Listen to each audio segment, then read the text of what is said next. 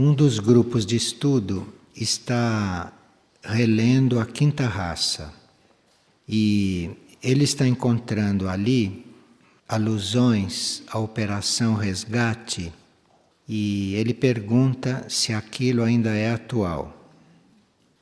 Quando um livro é escrito, ele deve tratar dos assuntos imediatos daquele momento, da atualidade.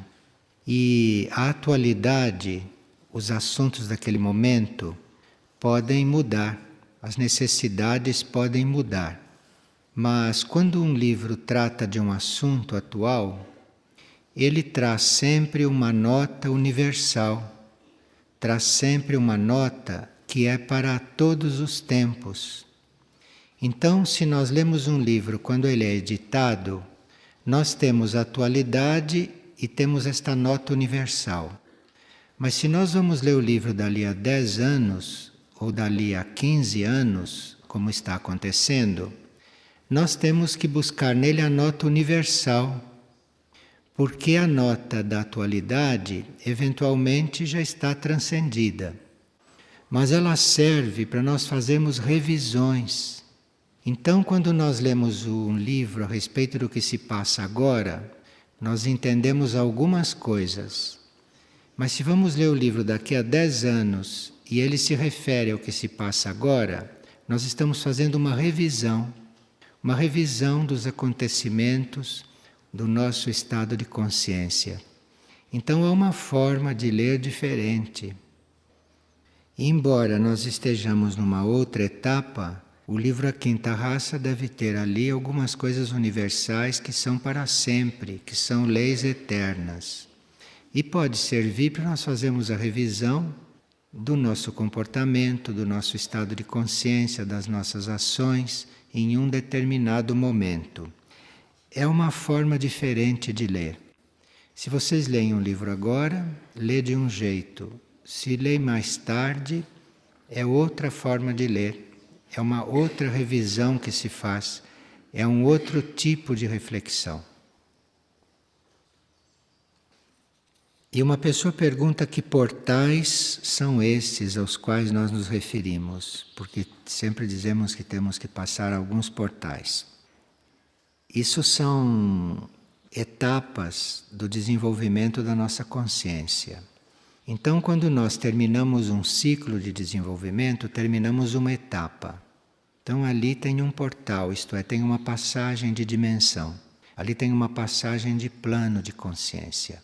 É como se você subisse um degrau no trabalho da consciência. Aquilo é um portal, num sentido simbólico. Quando se diz que chegou um momento em que se abriram os portais, quer dizer, na ordem cósmica ou na ordem universal, se abriu a possibilidade de se entrar num novo ritmo, porque o planeta entrou numa outra etapa, o sistema solar entrou numa outra etapa. Então nós chamamos isto de portais. Um grande portal é uma passagem de consciência eventualmente no planeta ou no sistema solar. E um portal é eventualmente um portal na nossa trajetória, que diz respeito ao nosso processo individual. E como é que eu faço para descobrir o propósito da minha alma? E como eu faço para reconhecer o meu objetivo mais imediato, aquele que faz a alma crescer? Como encontrar isto? Isto precisa pedir luz, precisa pedir ao ser interno que indique isto claramente, que nos dê inspiração, que nos dê intuições ou que nos apresente sinais muito claros a respeito disso.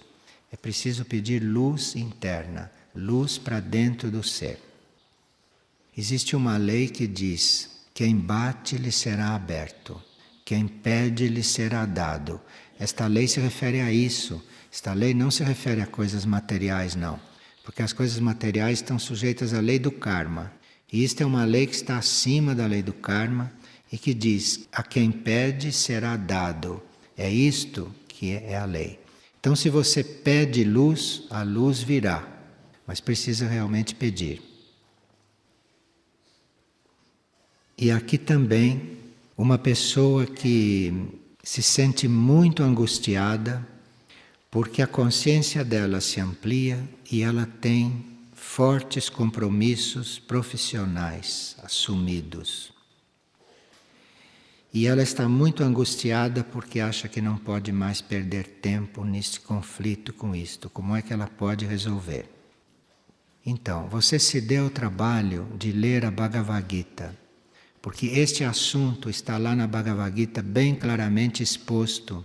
E se está indicando como é que este assunto poderia ser resolvido. Vê como são esses livros. É um livro que foi escrito há milhares de anos e que ainda serve.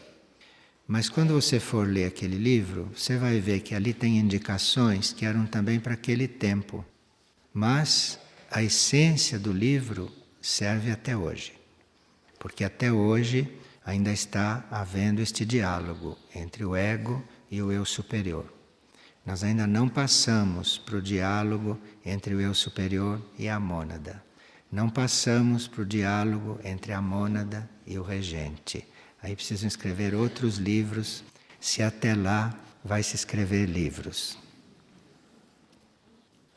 E aqui perguntam se todo esse processo sísmico, os vulcões, os terremotos, os maremotos, se isto afeta a vida no interior da Terra, as civilizações intraterrenas e as cidades intraterrestres.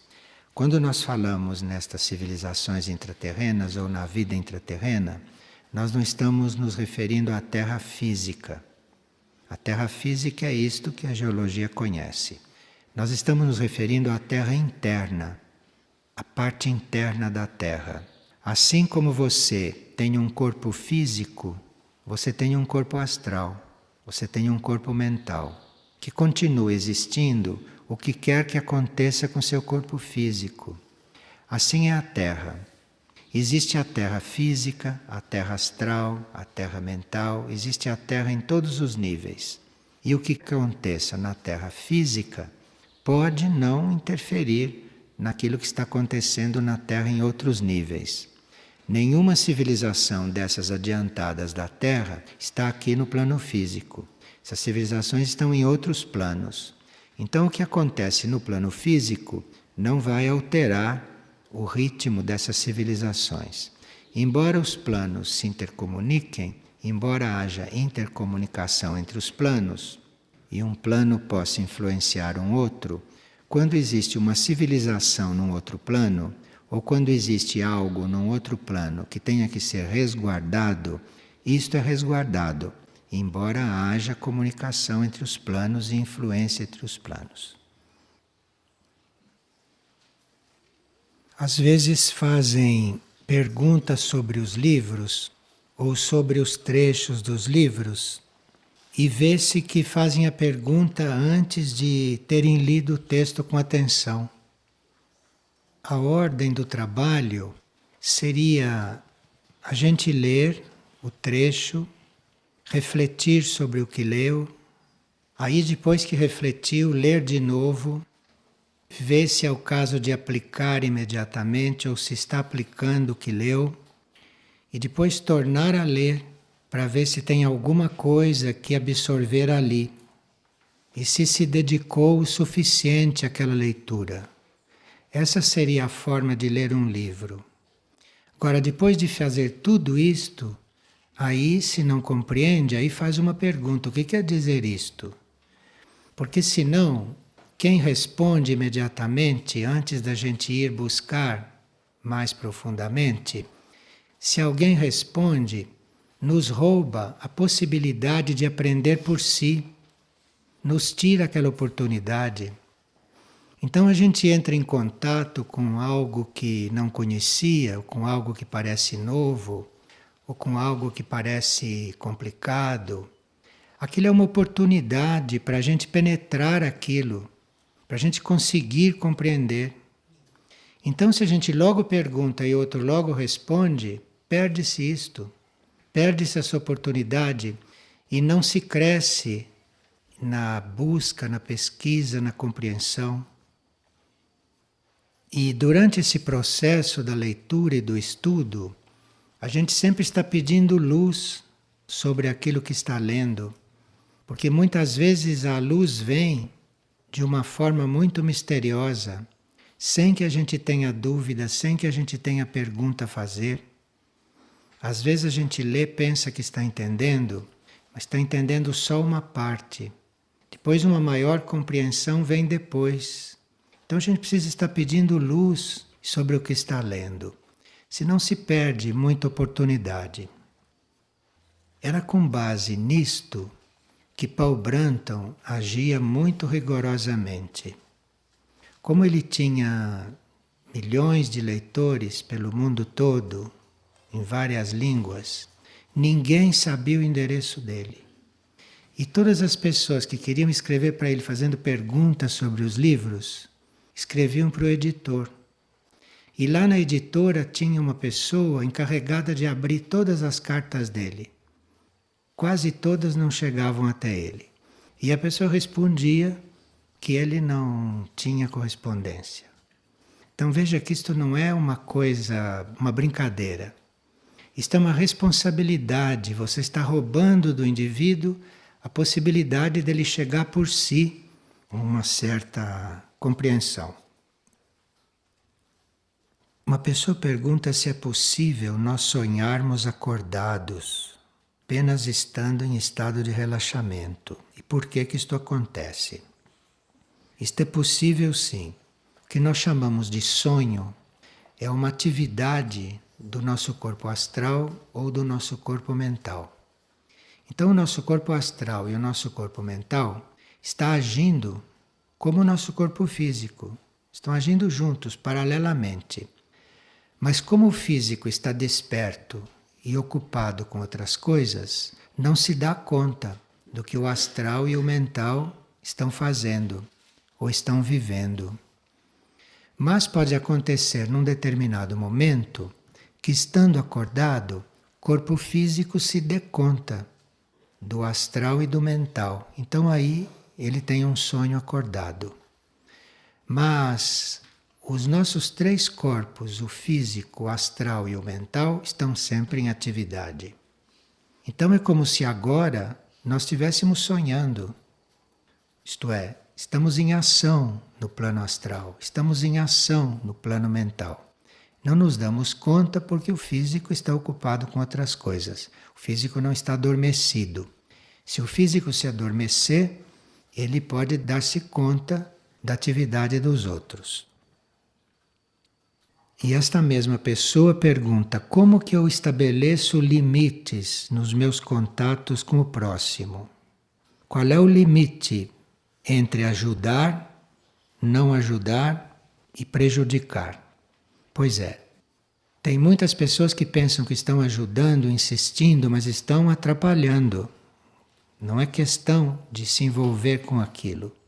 Mas aí precisa realmente que a gente peça a luz interna. Se a gente pede luz, mesmo que não venha claramente uma ideia a respeito disto, pedindo luz, a luz pode criar uma situação externa que nos faça compreender se é caso de agir, se não é caso de agir, se é caso de falar com a pessoa sobre o assunto, se não é o caso. Pode-se criar uma situação que você compreenda o que a luz está indicando. O que não se deveria é perder a fé que esta luz indica. De alguma maneira essa luz indica, quando a gente realmente quer saber. Agora, há pessoas que vivem, se alimentam de se ocupar dos outros, de se envolver com a vida dos outros, de querer interferir na vida dos outros. Tudo isso em nome do bem. Para elas, em nome do bem. Mas isto pode não estar correto. É só a luz interna que pode indicar isto. Enfim, nós teríamos que não ter pressa em agir, pedir luz e aguardar aquilo que vai acontecendo, aquilo vai se apresentando e como as coisas vão sendo indicadas.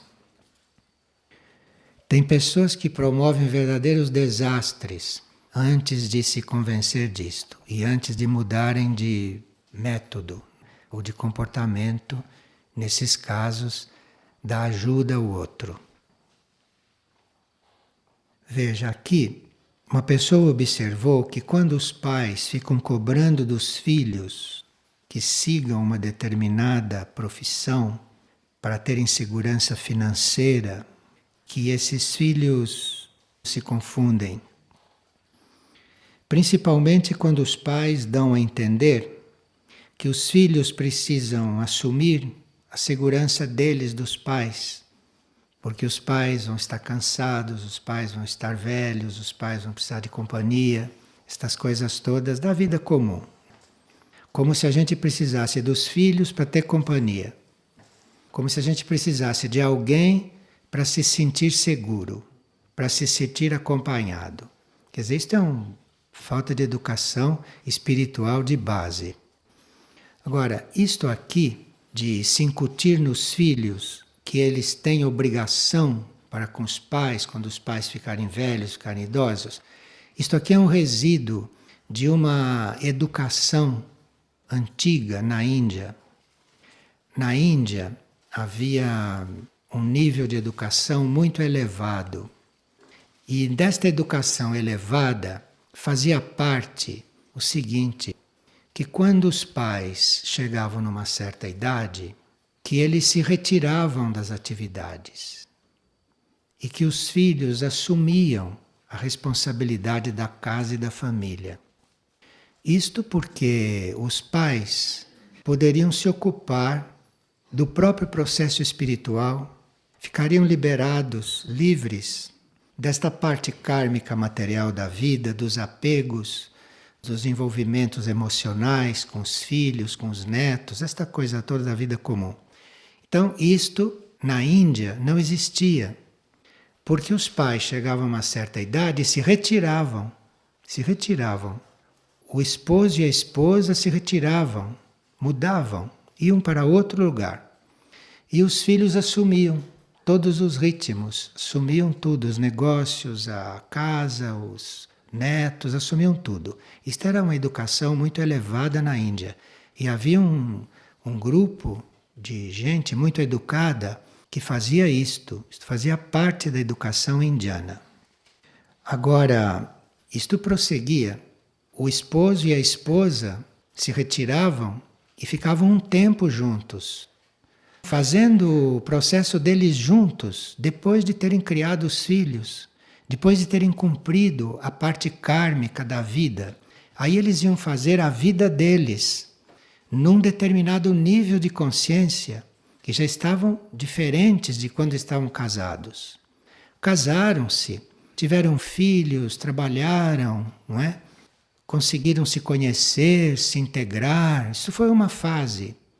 Depois eles têm direito de viver outra vida entre eles, num outro nível, num outro plano, um outro encontro, uma outra compreensão, uma outra vida, enfim, um outro tipo de colaboração, onde um vai transmitir para o outro a experiência que teve, o crescimento que teve. Então isso era uma etapa. Depois de uns anos, depois de terem vivido isto, cada um ia para um lado. E aí não se viam mais, não se encontravam mais, porque aí iriam encerrar aquela encarnação. Iam encerrar aquela encarnação, iam fazer as suas sínteses, ou iam viver o que tinham que viver, porém, não mais comprometidos um com o outro. Isto fazia, nos planos internos, que as pessoas, ao terminar uma encarnação, pudessem recomeçar a próxima em outras bases, com outros seres, criando outras coisas, dentro do plano evolutivo, e não amarrados por laços kármicos. Porque esses karmas, esses laços kármicos que passam de uma encarnação para outra, acabam sempre travando o desenvolvimento de um. Porque não estão em pontos iguais, estão em pontos diferentes. Bom, eu estou falando de um tipo de educação. Não é a educação aqui no Ocidente, não é da maioria isto. Mas isto existe. Então é bom que esta pessoa saiba disto, porque pode ser que este filho que está se rebelando a este tipo de educação ocidental, desta má educação ocidental, que ele esteja se sentindo confundido, porque ele pode ter tido encarnações na Índia. E ele pode saber como é que se fazem as coisas no âmbito familiar. Então pode ser que ele seja um hindu reencarnado. Então precisa que se observe essa criatura e que eventualmente se dê a ele um regime de exceção para que ele possa desenvolver as qualidades que nas encarnações passadas ele amadureceu e que ele não consegue se encaixar, ele não consegue se encontrar nesse sistema ocidental de estar em família.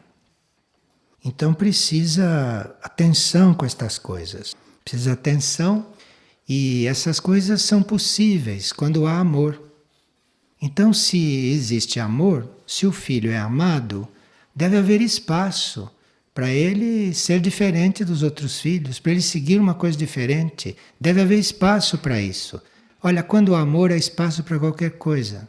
Então precisa que isto seja visto com atenção. Aqui uma pessoa sonhou que ela chegou no refeitório aqui e foi se servir. E lá estava uns pães dourados com o nome de uma pessoa que saiu daqui, que não está mais aqui.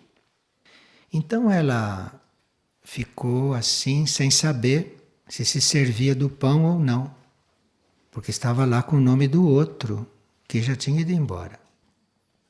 Aí uma pessoa que estava junto com ela, no sonho, disse, não, você se sirva. Isso quer dizer que ele abandonou o alimento que ele devia ter usado. E que o alimento era dele, mas está disponível. Você pode se servir. Então, o sonho está indicando que o karma de um grupo permite uma certa quantidade de alimento espiritual, né? Esses pães são simbólicos. O karma de um grupo possibilita uma quantidade de alimento, uma certa quantidade de alimento. E que aquele alimento vai para seres, para pessoas que estão karmicamente marcadas para receber aquele alimento.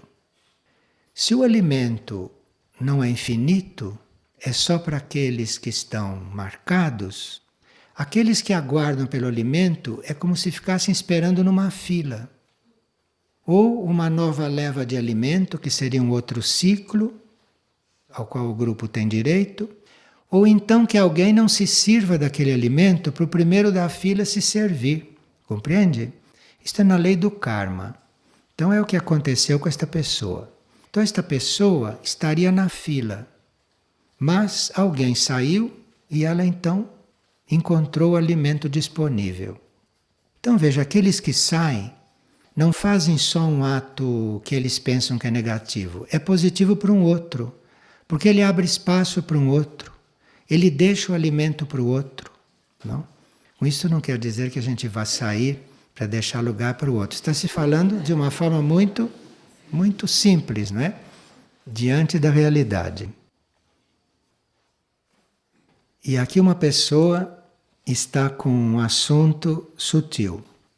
Na casa dela há um quintal grande e uma pequena horta e flores. A horta foi cuidada pelo pai, que faleceu há 4 anos. As flores estão lindas, mas a horta não produz. Por mais que eu cuide, quando nascem as sementes, aparecem lagartas, grilos e acabam com tudo. Qual é a explicação? Bem, aqui tudo está indicando que você deve cuidar das flores e desistir da horta. Muito simples. Você cuida das flores em glória a Deus, que isso vai preencher tudo, isto vai resolver tudo. Se você cuida das flores em glória a Deus, isto vai se resolver. E deixe lá a horta guardando quando você tiver um sinal, se chegar este sinal, que você deve cuidar dela. Mas não fique insistindo, porque a energia que você está pondo numa horta que não é mais para ser, você está roubando das flores, você está roubando do canteiro de flores que é ali que parece que você tem que pôr a energia. A mente é uma verdadeira armadilha, não é? Porque se o pai desencarna e deixa a horta, a mente diz, você vai substituir o seu pai. Isto não é assim na realidade. Pode não ser assim na realidade. Na realidade pode ser que a horta tivesse a ver com seu pai. Seu pai desencarnou, a horta acabou. Mas a mente entende de outro jeito. É preciso saber ler nos fatos da vida, saber ler nos sinais que a vida vai indicando. Claro que às vezes entram forças involutivas e produzem sinais falsos, não verdadeiros. Mas aí a gente deve pedir luz para distinguir quando é que deve insistir numa coisa ou quando deve aceitar, assim como as coisas estão acontecendo. Por isso que a gente precisa sempre estar pedindo luz.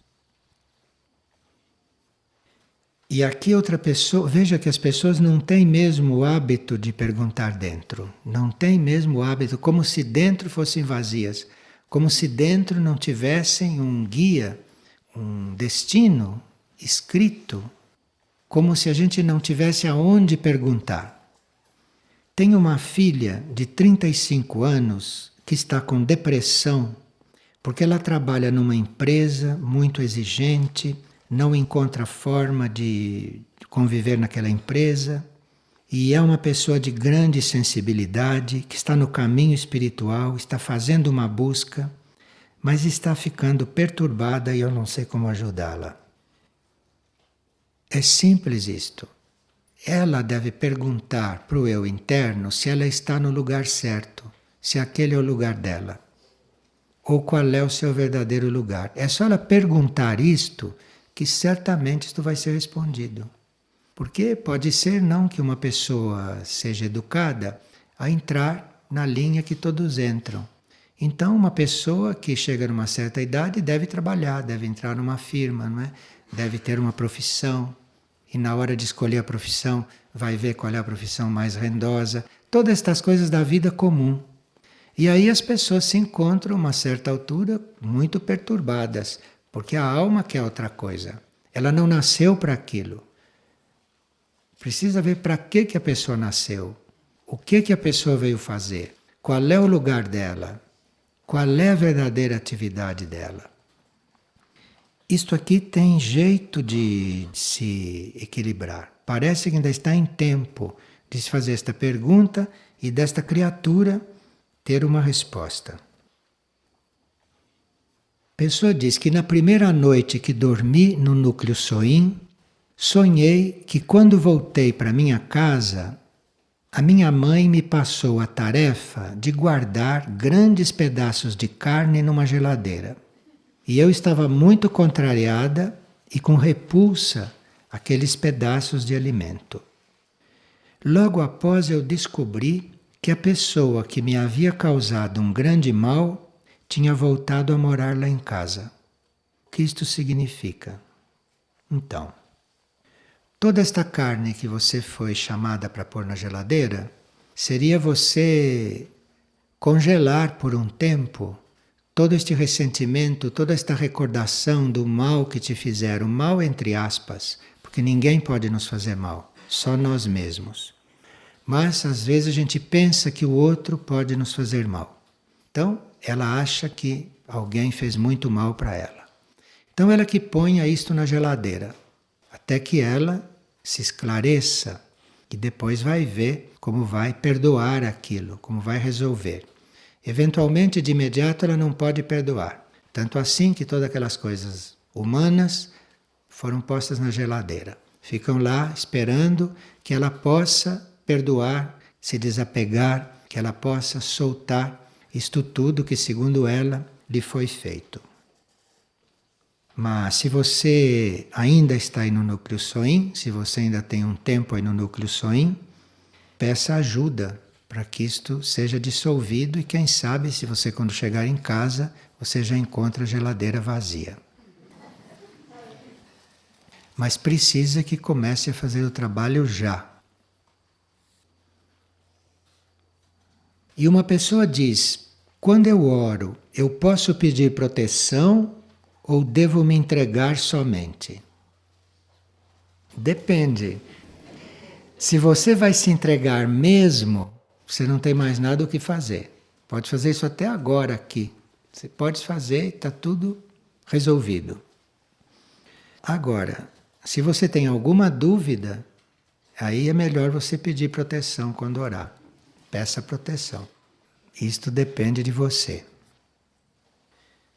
A pessoa diz, numa partilha, você falou sobre pessoas que fazem tratamentos em Figueira e ao mesmo tempo se tratam em outros lugares.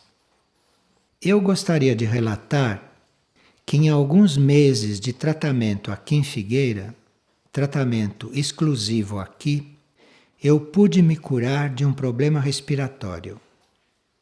Os remédios em microdose foram muito válidos. Todos os procedimentos e a energia dos médicos me ajudaram muito e as partilhas me ajudaram a reconhecer as causas internas. Então, quando ela ouviu que há pessoas que ficam divididas, se tratam aqui, se tratam lá fora, ao mesmo tempo, ela resolveu partilhar isto, que foi o que aconteceu com ela. Bem, claro que Figueira trata das pessoas até fisicamente, em situações de emergência, não?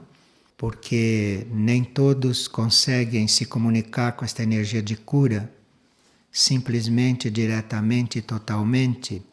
E também porque a parte kármica das pessoas às vezes pede outros tipos de tratamento, mais externos e mais densos. Então isto tudo faz parte do trabalho aqui e nós teríamos que evitar ficar condicionados aos tratamentos externos e só nos apresentarmos para um tratamento externo quando vimos que não é o nosso caso esperar só pela cura interior diretamente. Ou a cura interior está nos servindo para certas coisas, em certos níveis, mas pode ser que a cura interior não esteja ainda se refletindo no físico. Isto tudo a pessoa tem que estudar. As pessoas teriam que estudar isto, porque senão Figueira fica como um posto de saúde, compreende? Desses postos de saúde que existem no mundo. E não é essa a finalidade daqui. Não é isto que se deveria fazer aqui. Aqui se trata também da saúde física das pessoas, mas não como se fosse um posto de saúde, não como se fosse um hospital. Se trata da saúde física quando se vê, entre os terapeutas e os pacientes, quando se vê que isto faz parte do tratamento interno da pessoa, do processo de transformação da pessoa. E que aí há certos corpos físicos que podem reagir melhor com certos tipos de medicamento que aqui se produzem do que com outros medicamentos normais. Mas isto deveria ser objeto de um estudo. Devia ser uma questão de um estudo, a pessoa devia aprofundar este assunto, porque aí o tratamento dela aqui, se ela tiver que fazer, o tratamento físico dela aqui, vai acontecer em muito melhor condição, com uma energia muito mais livre, uma energia muito mais adequada. Agora, o papel de Figueira principal não é este. O papel de Figueira principal é semear nas almas, semear sementes novas, de vida nova, do plano evolutivo, da nova humanidade, do novo mundo. O papel de Figueira é semear nas almas estas sementes. Este é que é o papel de Figueira. Semear nas almas a semente do que é novo. Isto cai lá nas almas e isto um dia vai brotar, vai acontecer. Um dia a consciência da pessoa vai começar a crescer. Isto pode ser de imediato, como pode ser a médio prazo, como pode ser um dia, que nós nem sabemos quando é. O papel de Figueira é este. O papel de Figueira não é fazer uma coisa e esperar resultado logo. Porque se estão semeando certas coisas nas almas, aquilo leva um tempo para poder surgir, para poder crescer, para poder ser aplicado, para a pessoa começar a usar aquilo realmente. Então o nosso trabalho aqui não é modificar o mundo. e nem modificar os corpos. O nosso trabalho não é modificar o mundo, que deve amadurecer nesta crise pela qual ele está passando. E as consciências individuais também devem amadurecer durante as crises que estão passando. Sejam crises físicas, sejam crises emocionais, crises mentais, crises espirituais. Tudo isso traz um desenvolvimento. E nós temos que respeitar isto tudo. Temos que viver estas coisas. E vamos que uma pessoa contate Figueira ou chegue a Figueira num destes processos de estar vivendo crises que ela tem que viver. Figueira não pode interferir na vida dela, na crise dela. Figueira pode semear na sua alma. Eu estou falando da figueira interna, né? Estou falando desta energia, desta entidade.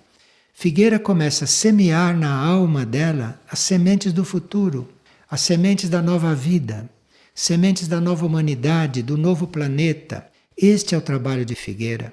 Não é ser posto de saúde e nem refeitório público. Isto tudo acontece como parte do trabalho, como a parte externa do trabalho, quando é necessário. Mas vê-se que, na maior parte dos casos, isso não é necessário. Porque as pessoas entram em contato aqui, recebem uma semente no plano interno, na sua alma, e vão para a sua vida, e voltam para suas vidas. E aquilo vai produzindo na alma um certo efeito. Aquilo vai desenvolvendo na alma, aquela semente vai crescendo e a consciência da pessoa vai se transformando, vai se ampliando. O trabalho da Figueira é este, é com as almas. Mas como as almas estão encarnadas e como os corpos às vezes têm problemas que criam obstáculos para o trabalho da alma, então a gente vai cuidar dos corpos. A gente vai procurar amenizar esses obstáculos, ou ajudar a pessoa a remover esses obstáculos, ou a dissolver esses obstáculos. Mas este não é o trabalho de Figueira. O trabalho de Figueira é com as almas. O trabalho de Figueira é com seres internos. Então aqui nós teríamos que estar bem enfocados para desobstruirmos certas coisas que ficam canalizando muita energia para coisas inadequadas, para coisas que não são atuais aqui, reais dentro do trabalho. Isto não quer dizer que quando a gente precise de alguma coisa, que não vá buscar. Até coisas físicas, alimentos, remédios, tudo isso que vocês conhecem.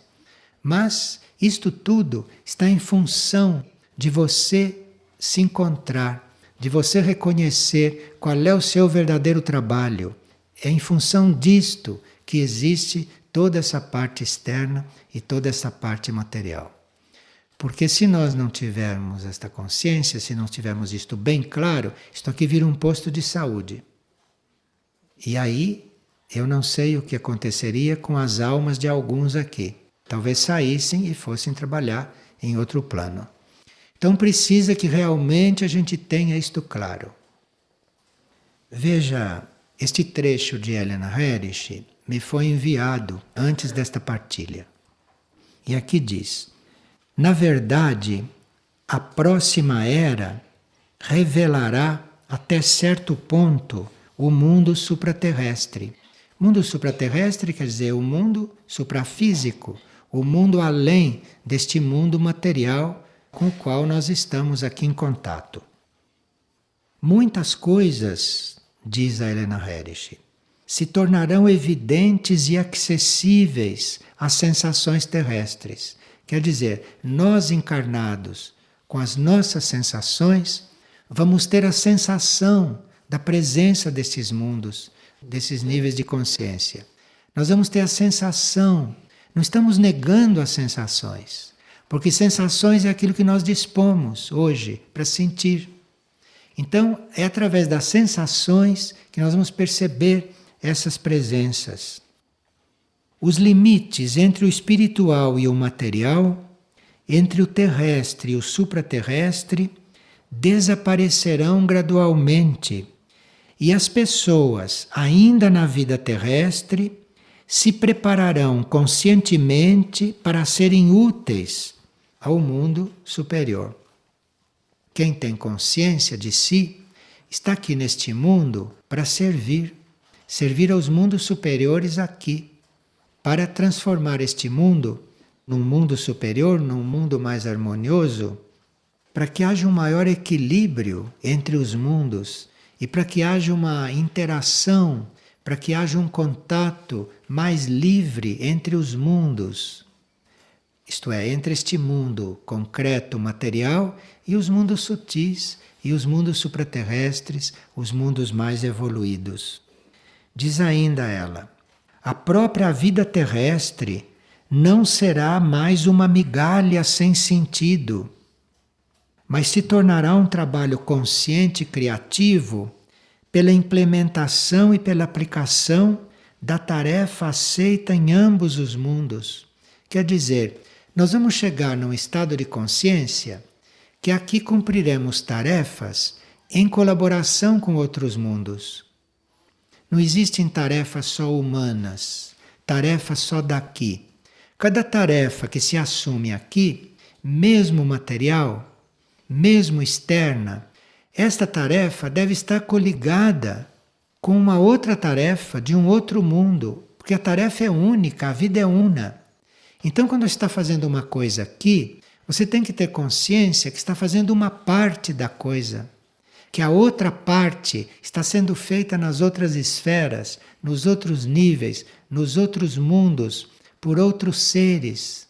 Então, as tarefas aqui são parte de uma tarefa maior.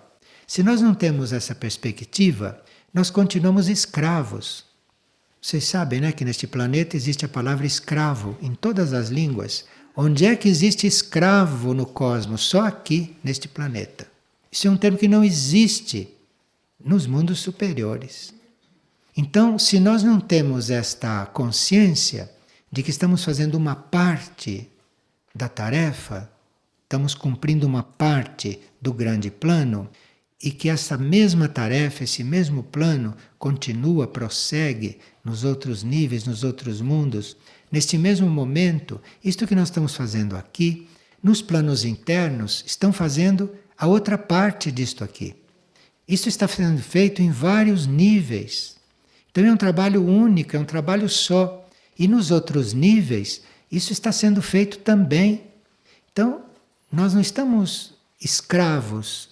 Nós aqui não somos escravos de algo que está acontecendo. Nós fazemos parte de uma coisa que está acontecendo no cosmos.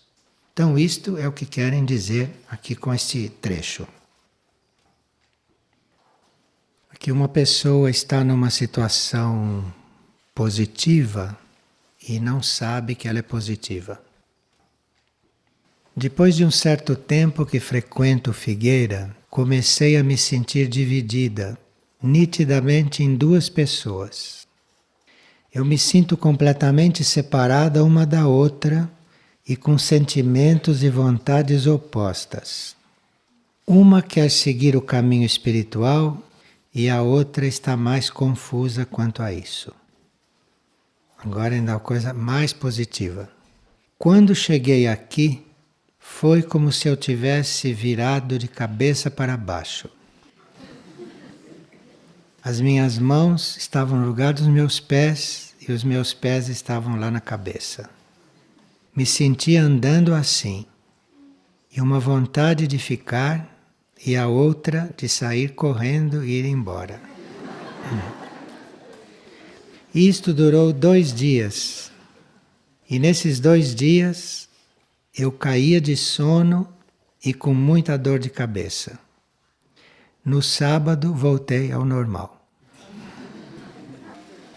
Então, são coisas que têm que acontecer, né, de uma forma extrema para a gente encontrar um outro ponto, um pouquinho mais além. Muitas vezes nós não podemos estar dando os passos assim, simplesmente caminhando. Precisa que haja essas crises para a gente mudar de ponto. E aqui esta tem todas as características. Sentir 2 pessoas, andar de cabeça para baixo, sono, dor de cabeça. Uma certa altura dá um estalinho e estamos num outro ponto.